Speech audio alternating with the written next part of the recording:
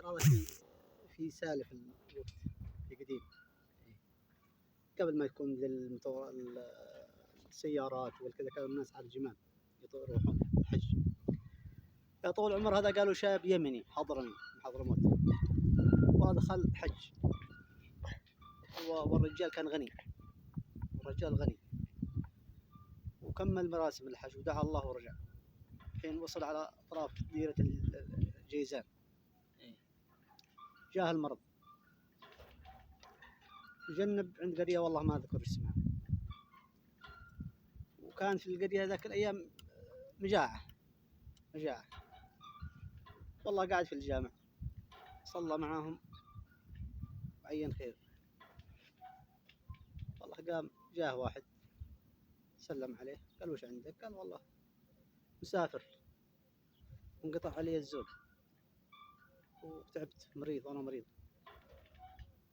قال لا والله ترى يا حاج إن في القرية هذه مجاعة لا يعلم بها إلا الله لكن عين خير.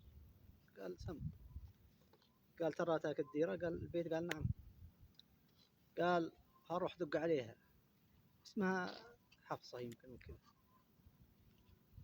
والثاني أختها خديجة. قال لهن هؤلاء يتام أبوهن توفى وعين خير ما يردين حد. والله وراح دق الباب ما كان في البيت، قاعد على الباب لين جين سلم عليه وش عندك؟ الغريب قال والله مقطوع سبيل يا بنتي وانا تعب مريض. قالت له سم وش تبغاك نعطيك اكل؟ قال والله مريض. يا بنت لا جاوي تقدروا تدخلوني البيت؟ قالت والله يا حاج اني امرأة وحيدة في البيت والسنة الناس ما ترحم لكن عين خير. قال نعم. قال هقعد هناك في الحوش ويجيك زادك وماكله عندك فراشك. الله دعا لها وقعد في الحوش قدام البيت، بيتها دورين دار قديمة حجر. والله مرت الأيام، اليوم الأول اليوم الثاني شد عليه المرض، اليوم الثالث طلعت عليه من الطاقة تشوفه وش عنده. شافها قال هنيت لك يا اللي انت قاعدي، هنيت لك 1000 مشخص قاعدي. راح على هذا والمرة تسمعه ما فهمت وش القصة وش القضية. جات أختها قالت لها جيبي للحاج لليماني زاد، جيب الأكل جيب الهموني. البنت كانت مع أمها قبل ذا كان معاها لا فروة مثل الفرو من أول ما هو فرو من هذا الجديد فرو تبغاه يلبسه ما رضي يلبسه. قال أبد عندي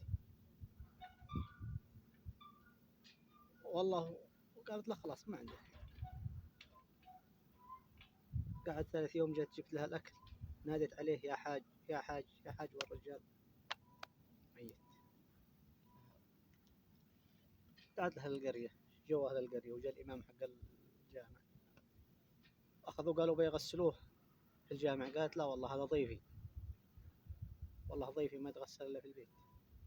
غسلوه في البيت أخذوه ودفنوه. بعد ما دفنوه رجعوا لعندها قالوا دفننا الرجال ما تعرف في حد هنا؟ قالت لا والله ما نعرف من. قالت لكن تكفون خذوه من الحلال واذبحون، خذوه من الحلال واذبحوا قسموا صدقة على روح. في القرية مجاعة قالوا خير. قالوا وش نذبح؟ تيوس ولا كباش؟ قالت من ذوذا. ذبحوا وكملوا. راحت ترفع حق الثياب باقي السامان معه تقول له اختها خذيه وقسميه. لا روح جت ترفعه سقط منه ذهب 1000 مشخص يعني 1000 الذي يكفي 1000 رجال. خافت قالت له اختها قالت الرجال احتال علينا وكذا. قالت لها لا اسكتي ما احتال علينا. ذكرت القصيدة حق يدها قالت الله يرحمه سبحان الله ذي جابه من بلاد بعيدة وحج وخلاه يمرض ومات عندنا من أجل ينقذ أهل القرية من المجاعة. قالت خذي هذه الذهبيات وديها للإمام ولا يقسمها على الناس في القرية. سبحان الله، من ساقه من اليمن لين نجد يوم. سبحان الله. ساره يقول سلامتكم.